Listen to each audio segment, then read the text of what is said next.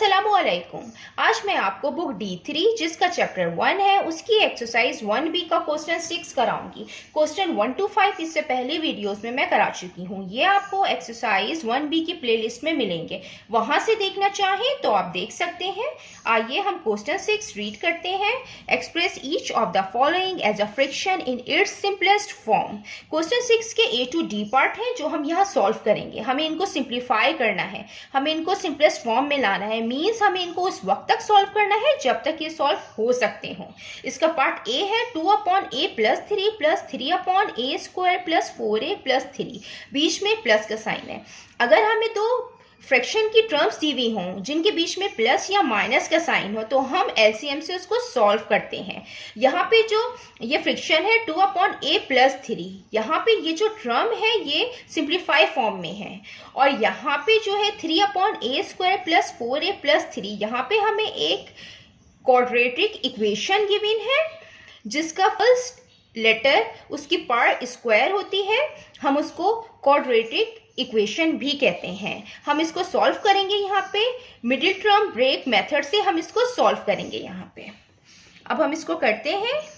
ये वाली जो टर्म है हम इसको एज इट इज यहाँ पे लिखेंगे।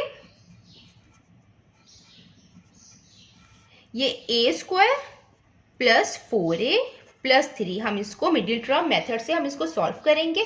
और हम इसको सॉल्व इस तरीके से करते हैं कि जो फर्स्ट नंबर होता है हम उसको लास्ट नंबर से मल्टीप्लाई करते हैं। यहाँ पे कोई नंबर नहीं है, इसका मतलब है यहाँ पे 1 है, तो हम 1 को 3 से मल्टीप्लाई करेंगे तो 3 आएगा। अब हम देखेंगे कि 3 और किसी टेबल में आता है तो 3 तो 3 ही के टेबल में आता है, और 1 के टेबल में आता है तो 3 × 1, 3 1 = 3। अब हमें यहाँ पे ये मिडिल टर्म बनानी है, और मिडिल टर्म है प्लस में तो +4 हमें यहाँ पे बनानी है। अब हम इन दोनों नंबर को प्लस और माइनस करके हम चेक करते हैं कि ये वाली मिडिल टर्म बननी चाहिए। तो हम इनको प्लस करेंगे, 3 + 1 तो यहाँ पे +4 आएगा। तो ये जो हमने मिडिल टर्म ब्रेक की है वो 3 और 1 की फॉर्म में की है। अब हम यहाँ पे लिखेंगे a² + 3a + ये 1 है, तो ये क्योंकि a का मतलब है कि ये 1a है +3, ये हम एज इट इज लिखेंगे। यहाँ पे a कॉमन है, हम a कॉमन ले लेंगे। यहाँ पे a² है, a² का मतलब होता है कि 2 टाइम a है, तो एक a बाहर आ गया तो अंदर एक a बचा। यहाँ पे a बाहर आया है तो अंदर 3 बचा है। यहाँ पे कोई टर्म कोई नंबर कॉमन नहीं है तो हम 1 कॉमन लेते हैं, तो यहाँ पे a + 3 आएगा। ये हम एज इट इज लिख देंगे टर्म। अब यहाँ पे a + 1 ये हम एक ब्रैकेट में लिखेंगे, और यहाँ पे a + 3 ये कॉमन है, हम इसको 1 टाइम लिखेंगे। अब हम इनका एलसीएम लेंगे। जब हम एलसीएम लेते हैं तो जो कॉमन टर्म होती है हम उसको 1 टाइम लिखते हैं। यहाँ पे a + 3 कॉमन है, हम इसको 1 टाइम लिख लेंगे। और यहाँ पे a + 1 है तो 1 टाइम है, तो हम a + 1 भी एलसीएम में लेते हैं, तो हम लिखेंगे a + 1। अब यहाँ पे न्यूमरेटर सॉल्व करेंगे तो a + 3 है, a + 3 ये आपस में कैंसिल आउट हो जाएगा, a + 1 बचेगा, और ये a + 1 इस 2 से मल्टीप्लाई होगा। तो हम यहाँ पे लिख देते हैं a + 1। इसी तरीके से ये और ये कैंसिल आउट हो जाएगा तो 1 बचेगा, तो 1 इस 3 से मल्टीप्लाई होगा, तो 3 1 = 3 ही होता है। अब ये 2 इस पूरे होल ब्रैकेट से मल्टीप्लाई होगा तो 2a + 2 1 = 2 + 3, ये एज इट इज हम लिख लेंगे a + 1 और a + 3। 2a, ये 3 + 2 5, a + 1 है, और ये a + 3 है।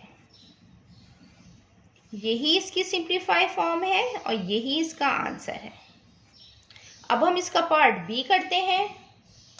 ये इसका पार्ट बी है 1/b² - 5b - 6 - b/b - 6। ये भी हमें फ्रैक्शन की फॉर्म में दिया हुआ है, बीच में माइनस साइन है। सिंपली हम इसको एलसीएम के मेथड से सॉल्व करेंगे। यहाँ पे b - 6 ये सिंप्लीफाई फॉर्म में है। यहाँ पे b² - 5b - 6, इसका फर्स्ट लेटर जिसकी पावर स्क्वायर है, इसका मतलब है कि ये क्वाड्रेटिक इक्वेशन है। हम इसको फैक्टराइज करेंगे, हम इसको मिडिल टर्म ब्रेक मेथड से हम इसको सॉल्व करेंगे। यहाँ पे बी स्क्वायर है -5b -6। जब हम मिडिल टर्म मेथड यूज करते हैं तो हम फर्स्ट नंबर को लास्ट नंबर से मल्टीप्लाई करते हैं। तो यहाँ पे कोई नंबर नहीं है, इसका मतलब है 1 है, तो 1 मल्टीप्लाई बाय 6 6। अब हम देखेंगे 6 जो है और किसी टेबल में आता है तो 2 3 जा 6 भी होता है और 6 1 जा 6 भी होता है, तो 6 1 जा 6। यहाँ पे जो मिडिल टर्म है वो है -5, हमें इसको -5 बनाना है प्लस और माइनस करके। तो हम प्लस करेंगे तो 7 आएगा और माइनस करेंगे तो 5 आएगा, लेकिन साइन प्लस का आएगा और हमें -5 चाहिए। तो हम बड़े नंबर के साथ माइनस लगाएंगे और यहाँ पे +1 लिखेंगे, तो माइनस प्लस माइनस होता है और 6 - 1 5 होगा। तो ये जो -5 है ये हमने दो टर्म्स में ब्रेक कर लिया है। हम यहाँ पे लिख देते हैं b² - 6b + b -6 माइनस ये टर्म हम एज इट इज लिख देंगे b/b -6। अब हम इसमें कॉमन लेंगे, यहाँ पे b 2 टाइम है तो हम 1 टाइम कॉमन ले लेंगे, अंदर b आएगा माइनस ये b बाहर आ गया, 6 बचा। यहाँ पे कोई नंबर कॉमन नहीं है तो हम 1 कॉमन लेते हैं तो b -6 आ जाएगा। ये टर्म हम एज इट इज यहाँ पे लिखेंगे। अब हम ये जो b + 1 है हम इसको 1 टाइम ब्रैकेट के अंदर लिखेंगे और यहाँ पे b -6 ये दो कॉमन टर्म है, हम इनको 1 टाइम लिखते हैं। ये टर्म हम एज इट इज यहाँ पे लिखेंगे। अब हम एलसीएम लेंगे।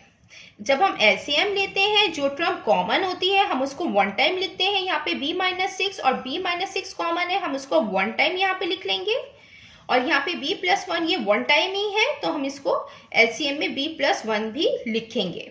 अब यहाँ पे b + 1 b -6 है। अब हम इसका न्यूमरेटर सॉल्व करेंगे, तो न्यूमरेटर सॉल्व करने के लिए हम डिनोमिनेटर को कैंसिल आउट करते हैं। यहाँ पे b + 1 इंटू b -6 है और जो हमने एलसीएम लिया है ये भी b + 1 और b -6 है, तो ये दोनों टर्म आपस में कैंसिल आउट हो जाएंगी तो 1 बचेगा। तो 1 इस 1 से हम मल्टीप्लाई करेंगे तो 1 1 जा 1 आएगा माइनस यहाँ पे b -6 है और b -6 है, ये दो सेम टर्म है, ये आपस में कैंसिल आउट होंगी तो b + 1 बचेगा। तो ये b + 1 हम इस b से मल्टीप्लाई करते हैं।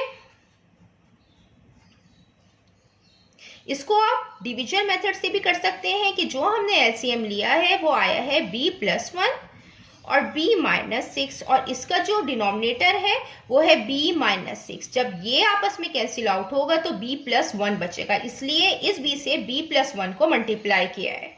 अब हम इसको मजीद आगे सॉल्व करते हैं। यहाँ पे 1 है माइनस b इस पूरी होल टर्म से मल्टीप्लाई होगा, b × b² minus plus minus b × 1 b + 1 b + 1 b -6। ये और मजीद सॉल्व नहीं होगा, यही इसकी सिंप्लीफाई फॉर्म है और यही इसका आंसर है। जितना मैंने एक्सप्लेन किया है, अगर इसमें कोई भी क्वेरी है तो आप कमेंट्स में लिखकर मुझसे पूछ सकते हैं।